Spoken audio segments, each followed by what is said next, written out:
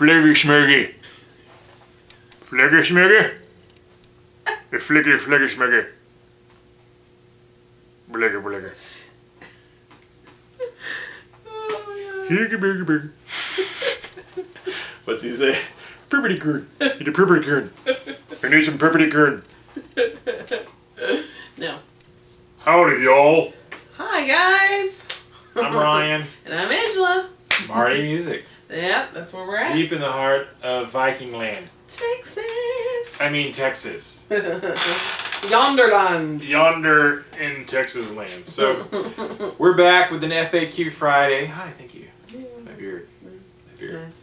Wanted to touch it. We missed last week because we had our shipment of Chapman Guitars, which was awesome, and we've been real busy with that, setting those up. We're almost at the end of the tunnel of shipping all those pre-orders. So we had a moment. We're going to do these FAQ thing and then get right back to work. So, all right, first question comes from Sean Trammell. All right, Sean. Sean Trammell says, Ryan, while learning guitar, what was the most beneficial thing you ever learned? In other words, what step did you take that most propelled you to become the guitarist you are today?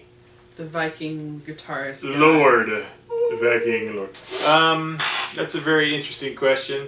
Yeah, it's a good question.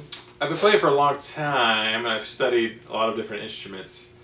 Probably the thing that I learned that really helped me was that I could learn. It was really that when I was It's never too late. It's never too late to learn.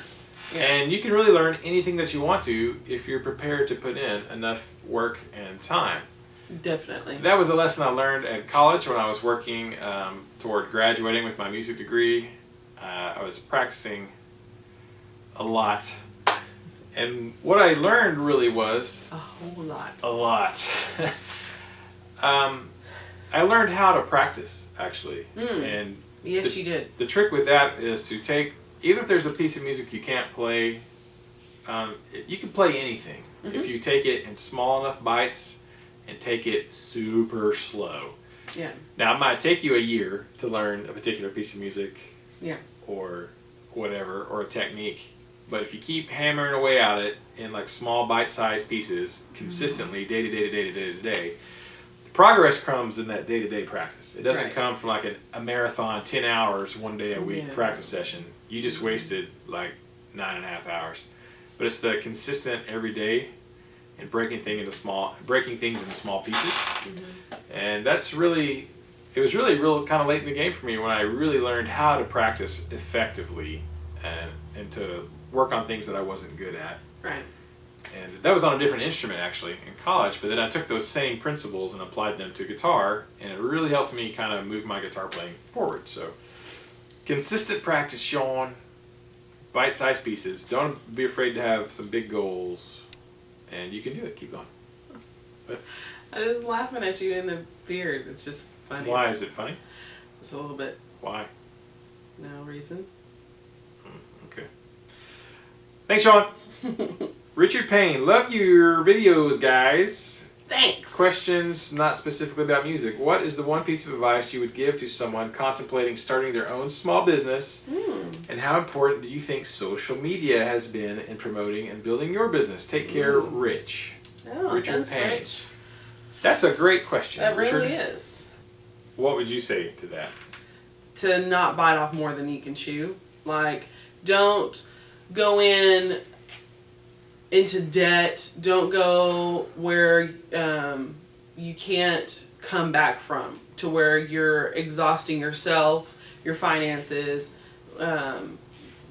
your time, and because it's hard to get that back.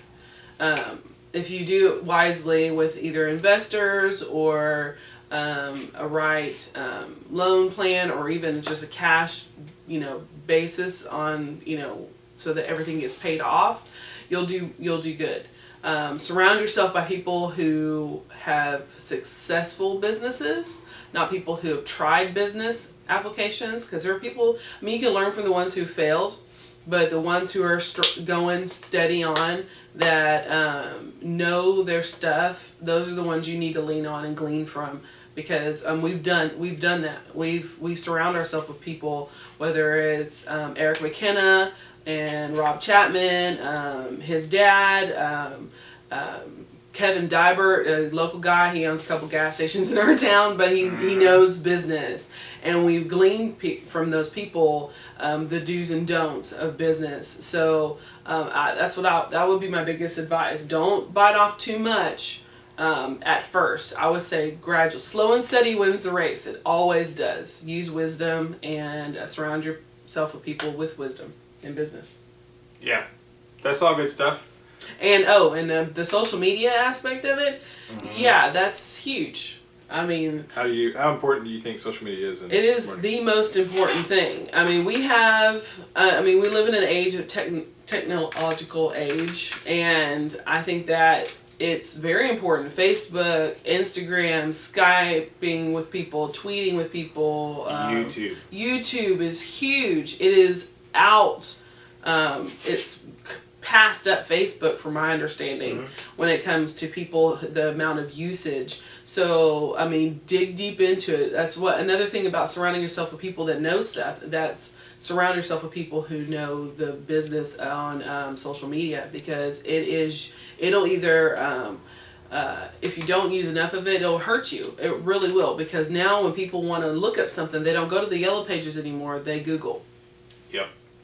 So, that's my advice. Yes, it's very, very, very important to be involved in social media, because that's where it's at. All businesses are doing it. Celebrities are doing it. TV shows are doing it. Movies are doing it. I mean, you see it every day. So I was going to say it's the future of marketing, but it's not really the future. It's marketing now. It is current. It is what you do. Yeah. Yeah. That's all good stuff from Angela. I would say starting your own business, I would say do it. First of all, yeah, get your feet wet. Don't be afraid to do it. Yeah. What she said about having some mentors, surround yourself with some people who are business owners and started, from scratch and built their way up. Be careful who you listen to, because don't listen to people who don't know what they're talking about. If don't take advice from somebody who's never started their own business. It's like taking marriage advice from someone who's single. Yeah, they don't know anything about being married. If you Yeah. want married advice, go ask someone who's been married for 15 years and happily or married more. for 50. Happily married. 50 years. Yeah. It's to say. Yeah. Don't go to somebody who doesn't know what they're talking about. If you wanted to be a dentist, don't go interview a taxi driver. Yeah. Or a truck driver. Obviously, that's dumb. It sounds common sense, but people do it all the time. And people are going to give you advice even when you don't ask them for it. But you just got to.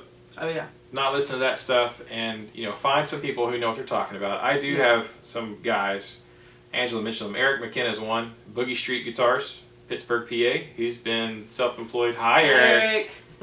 Eric is amazing. He's been doing this for 14, 15 years. Yeah, as long as we've been married. yeah, and he's a sole proprietor, and he's done a lot. He's used all the social media stuff, and I listened to him.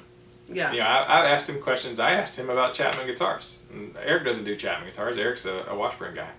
But he's been in business for a while, and he's ordered massive amounts of guitars, and he knows how to sell them. So I asked him about advice for stuff, and he gave me some good advice. Manage your risk. Like Angela said, don't go too deep. Don't go out and get a $200,000 loan to do something right off the bat. If you can avoid it, try not to start in debt at all. Yeah, because if that means starting really small. Yeah. Yeah, there are companies there are banks, there are people who loan you money. There's loan sharks out there. Yeah. Start small, and start with the money that you have and what you're able to do, and start small and build on it. And don't be afraid of small beginnings, because everybody starts with small beginnings, and it grows. Yeah. Be careful with your money. Talk to an accountant if you need to. I'm lucky my brother-in-law is an accountant. So I can get some good accounting advice for cheap. But, start small and build. Manage. You're going to have to take some risk, but take achievable risk. Like Eric told me, one wrong $100,000 decision can put you out of business. Yes. And It's it true. could be like in the beginning, it could be one wrong $5,000 decision could put you out of business, just depending on how small you are and what you're doing. So, Yeah. get some advice from people, particularly probably in the field that you're doing. You know, like I talked to Eric McKenna because Eric's in the guitar selling business. I have some other people I talk to about the lesson side of teaching lessons because that's our business too. Yeah. So surround yourself with some people, and most people who are nice are happy to share their experience, you know, and their knowledge with you. So find some people who do what you do, or do what you want to do, and talk to them. You do what I do. You do what I do. Police is not about proper action or poo. As far as social media, yeah, it's pretty huge now. It takes a while to get there too. Like YouTube is definitely something I would do. YouTube has now surpassed Facebook as the most used social media platform out there. Yeah. A lot of people don't like to mess with it because it's a lot of work to make videos and all that sort of stuff, but it definitely pays It off. is. We've gotten students because of YouTube. We've sold guitars because of YouTube. We have foot traffic in and out of our shop because of YouTube. I mean, more than any newspaper, magazine, you know, any five and dime, anything like that. Don't pay for print advertising. Don't pay for it. YouTube is free. Yeah. Just takes your work. YouTube, Facebook. It takes work, but it pays off 100 times over than we've ever had with. It don't give up after like a month or 2 or 6. Or a year. Because it takes a while for that YouTube thing to kick in and start going. We're now kind of reaping the benefits more so now of work that I started 4 years ago. So it's huge. Facebook, Instagram, all the social media stuff. You definitely should focus on it. The good news is that's all free for the most part. I mean, you can pay for stuff on Facebook and all that, but there's still a lot you can do and it not cost you any money. So it's definitely something to focus on. Absolutely, Richard. Thank you for your question. Good question. Really Excellent good. It'll question. help a lot of people out. It's a good question. It will. Very good. All right, next one. Ryan Hitchman. His name's Ryan. He must be awesome. He's kingly. Kingly. I salute you, Ryan. Ryan, when can we expect to hear about the RNA Music Signature Chapman? What? Well, it's not really it wouldn't be a signature necessarily. A special run. I've discussed this over on Rob's forum, and we've hinted at it in a couple of videos. It's pretty well known amongst Chapman Guitars that any dealer for Chapman Guitars can have a special limited run guitar that's exclusive to them.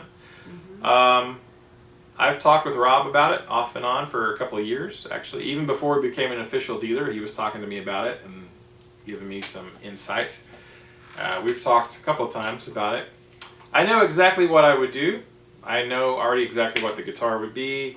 But at this point, we just got our shipment of our very first batch of Chapmans, not counting all of our NAMM guitars that we sold way back in January, February. Right. But our first kind of official shipment, and we're selling through those, and I got some more shipments coming. We're still testing the market with the Chapman guitars and seeing what the response is. It's been fantastic, of course. Yeah. But with the limited run guitars, we have to order them in a batch of at least 40. So we're like 40 of one specific guitar that, all of them need to sell.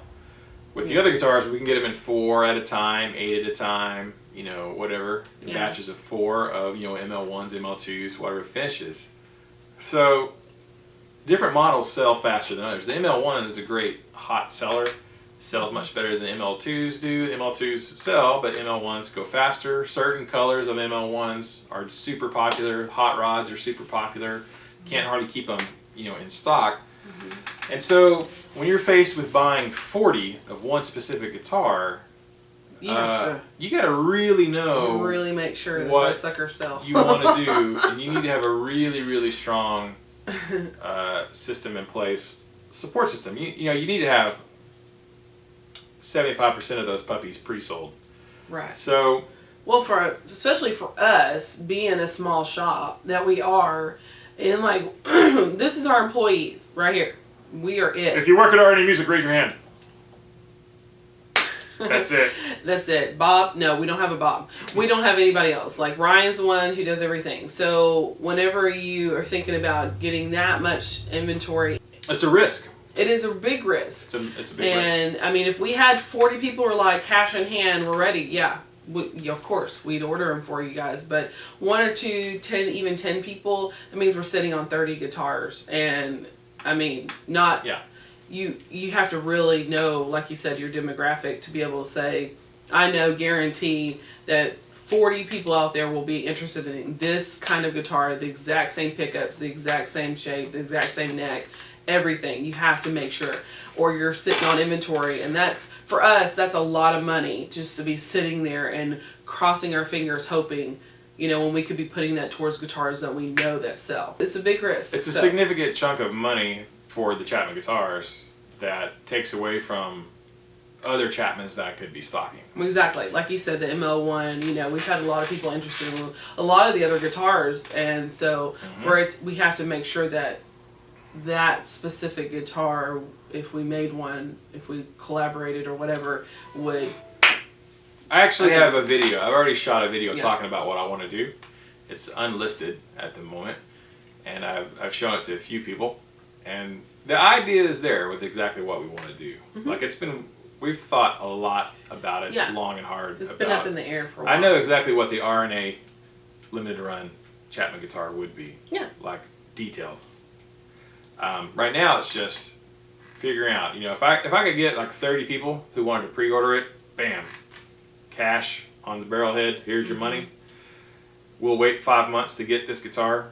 I could do it tomorrow. But we would, you know, we really need to have, you know, 75% of that order. Yeah, pre-ordered. Pre-ordered. And we could get it done. So, we may discuss it a bit more. I'm sure. Yeah, it'll. Quite sure. Quite sure. That's quite a mysterious answer. Did we answer his question? I think so. I don't know. I hope so. I mean, let us know. Yeah. If you want more details. Yeah, ask again. I mean, you can ask Ain't more gonna stuff hurt about nothing. that. So. Ain't gonna hurt. Yeah, man. Yeah, Rory. Yeah, it's been well thought out. It's in the plans. Yeah. It'll happen at a certain point. I think it will. When the time is right. When the time is right. It shall be unleashed, and it will be a beast of a guitar. I already have 2 people who want to buy it. So, but I just need 35 more. 2 down. I need 30 more. We got 2 people who are committed. I need 30 more. Thanks, Ryan. Big John. Ryan, if you could combine any weapon to your guitar, what would it be? Awesome. Mine would be a bomb, because I'm the bomb. LOL. Just saw my wife's eyes roll back into her head. Angela, what would yours be? Well, all right. You go first. Excellent, Big John. If I could attach a weapon to my guitar.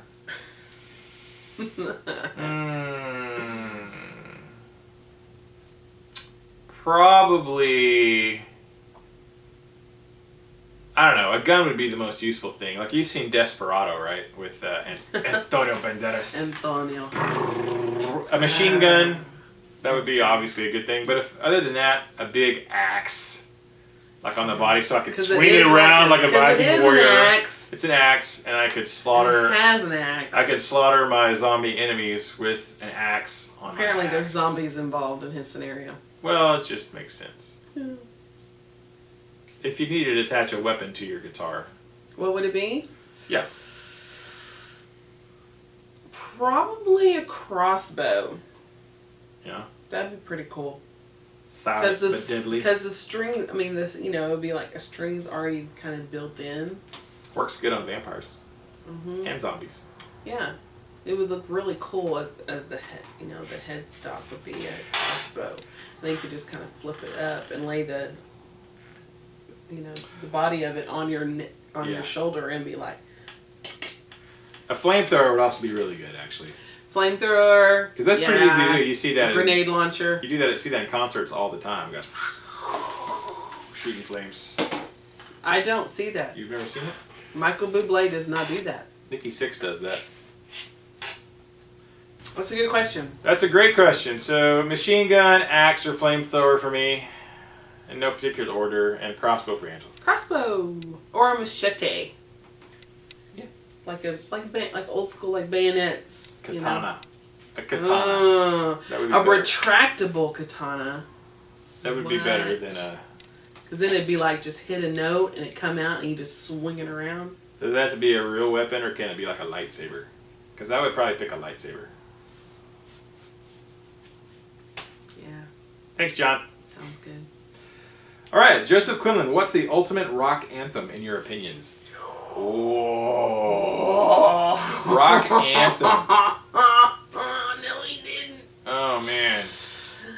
Oh. Eye of the Tiger. Oh. Ultimate. Dun, dun, dun, dun. Man, that is so hard. But I'm probably having to go with Queen, We Will Rock You. Mm. When I think of an anthem. Yeah, Queen is like. Yeah. They're anthem-esque. That's an anthem right there. Mm-hmm. Yeah. I'm going with Queen, We Will Rock You. What do you? Yeah. Try to think of. Do I know it? Think of any other anthems? We Are the Champion. It's another Queen. Oh, wow. Yeah, that's a good one, too. I think you just nailed it. Queen has got both of the greatest rock anthems of all time. Yeah. Oh, yeah. That's actually better than We Will Rock You. Yeah. We are the champion. My friends. Real hero fighting. That's it. Yeah. All right. I changed my answer to her answer. Yeah. There you go, Joseph. So that's what I'm thinking. Queen. Queen. All Not the right. Stone Age, but just Queen. Yeah. Not Queens of the Stone Age. All right. The next, and I believe the last question is from The Mega Bacon. You know, of all the screen names I've seen anywhere, everywhere, The Mega Bacon has got to be one of the best. And this is Sam, one of our Indiegogo pre-orders. He ordered an ML3 Rob Chapman guitar. You should be getting it any day now, Sam. So excited! It says, "Hey Ryan and Angela, this is Sam, one of the ML3 RC pre-orders." Yes, sir. Greetings from DC. Whoop, whoop. Oh yeah, man. Anyway, the question, and sorry if this is a bit verbose. I love having a decent collection of varied guitars. Early 80s BC Rich, Wave, Schecter, C1 Custom, Gibson Les Paul, a couple of PRS. Each with very different specs. One McCarty and one Custom 24. Aside from just loving guitars, I find that to some degree having to adjust to all the different neck profiles and playability levels of the guitars forces my left hand to be a bit more dynamic and helps me out of getting stuck in a rut. Yes. As my guitar collection has grown, I've run into the annoyance of maintenance. Part of the joy of collecting is having all the guitars at arm's reach and ready to play at a moment's notice. The pain is that especially if I don't touch one for guitars for a week, I'll pick it up and find the strings feeling crusty and dead. Obviously, strings will eventually start to suck, but I'm curious to know. I didn't really see the question there, Sam. I think the question is, how do you, maintenance-wise, if you have multiple guitars, how do you keep them maintained and in and out, switching guitars? Oh, yeah. So you don't get a lot of crusty dead guitars and you've barely played it. I think that's his question. All right, as far as maintenance goes on multiple guitars, I would say the easiest thing to do is maybe give some coated strings a shot. D'Addario makes some great coated strings for electric guitar. I've tried them. I use them. I don't normally use coated strings. I normally just use regular D'Addarios, or the NYXLs have been good. But I did try out some of their coated EXP electric strings just to give them a shot. Yep. And I found them to be fine. I didn't find like any tone loss because they were coated. So they were great. Yeah. But I don't particularly have a problem like with my body chemistry, pH levels, like making the strings corrode faster. Some guys have a very acidic pH balance. Yeah. And so they have that problem more than others do. I don't seem to have that problem, and I guess we're not, the air or humidity in Texas isn't crazy that it doesn't do anything to our strings really fast. I find that mine lasts a long time before they really start getting crusty. But I would try the coated strings, you know, obviously try D'Addarios. You know, there's more than one brand that makes those. Test out some different ones. Other than that, just giving your strings a wipe down. Like if you got 7 guitars or 8 guitars or 10 guitars on the wall and you don't play them all every day, Right. we can still give them a quick wipe down with a cloth. You could get they got string cleaner stuff. Different manufacturers make it for just coating the strings, cleaning them off. So just give them a wipe down if you don't play those guitars. Maybe just give them a real quick wipe down on the strings each day, and maybe they'll start lasting a little bit longer for you. So. Hope that helps. I think that's it I think that's it. for today. So thank you guys so much for another FAQ Friday. Sorry we missed last week. Super busy. We'll try to get back on schedule with it. So if you have any questions now for next week's FAQ, leave your questions below in the comment section. Questions for me, questions for Angela, questions for the both of us, and we will try to answer those next week. Should have more time. About to finish up with all this Chapman. The craziness of the pre-orders is about to kind of finish up. So Crazy. And we'll be back on track, and I will be sane and be able to sleep again. Yes. I'm so tired. He's so tired. It's been a crazy week. So tired. So tired. It's been an adventure. It has been. We went on an adventure. I needed horns to help me think today. Yeah. And they're still not all there. So, all right. We've been staying up for like how late? For like a week and a half now. It's been like midnight, 1 a.m., 2 o'clock every night.